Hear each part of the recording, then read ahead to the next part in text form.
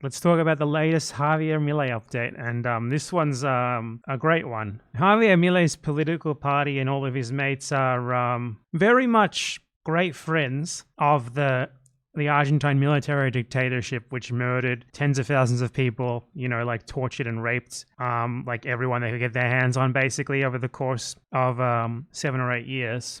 His vice president, the fact that she's even the vice president in the first place is insane. She was like a random nobody blogger who posted blogs defending the dictatorship because her dad was a dictatorship rapist and torturer. And from that start, she rose to be his vice president. And he and his fans are all like a bunch of like tacit dictatorship supporters who pretend to be against it while actually denying everything that it does. You know the drill. It's like the Argentine equivalent of Holocaust denial. Like, I'm not for the Holocaust, right? I think it was bad. However, what about the people who were killed? Didn't they deserve it a little bit?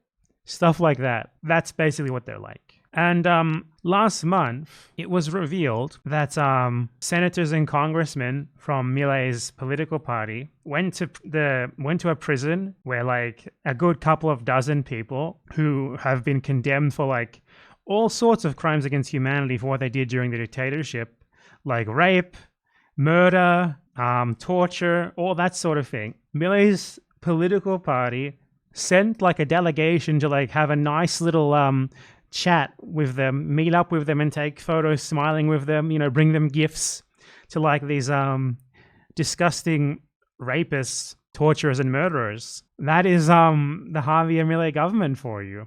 Okay, so here is a post which shows the names and the reason why these guys were sent to prison.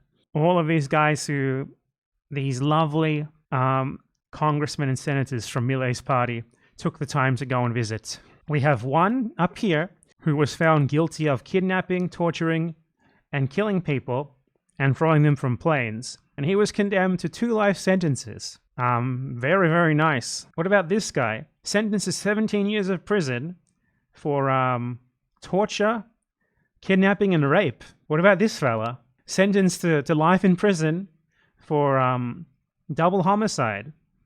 Or this one. Sentenced to life in prison for committing crimes against humanity in a concentration camp. Or what about this one? Life in prison for crimes against humanity in another concentration camp. Or this one. Sentenced to 25 years in prison for kidnapping 11 people. Or this one, sentenced to life in prison for 80 cases of murder, kidnapping, and torture between one of 18-year-old university student. And these are the people who Milei's party decided to go and have like a nice little visit with in prison and pose for nice photos with them.